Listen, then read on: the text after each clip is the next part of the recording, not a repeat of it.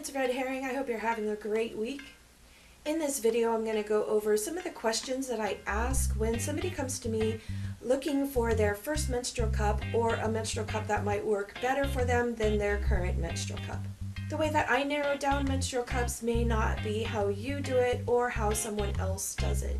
You can use this information if you want to, or you can use somebody else's method.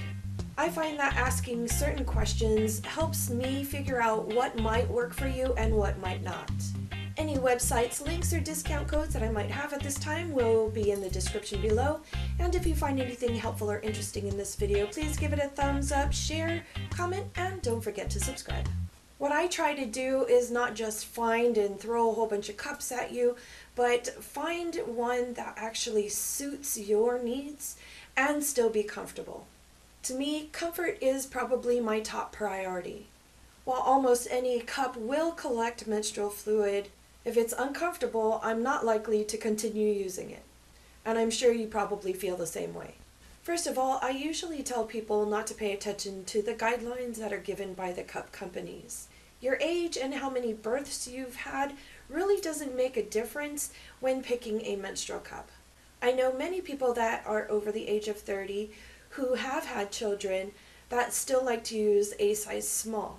I also know many that are under the age of 30 who have not had children and still like to use a size large, including my own daughter. So the things that I'm going to go over are cervical height or vaginal length, physical activities, sensitivities, and how light or heavy your flow is. The first thing that I always ask is your cervical height or your vaginal length. Either your cervix is high or low, or your vaginal length is long or short. Either way you want to look at it, I'm trying to figure out if I should suggest a longer cup for you or a shorter cup for you. I know that a lot of people don't like the knuckle rule, but it gives me an idea of where to start.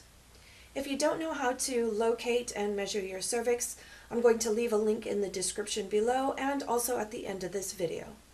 The second thing that I ask is if you're very physically active. If you're not very active, you could probably use any firmness of cup that feels comfortable to you.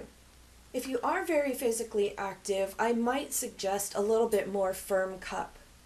Reading through posts, getting feedback, brainstorming, and just speaking with users that are very physically active, they have found that a soft cup normally leaks for them, so they tend to stick with a firm cup while they're working out.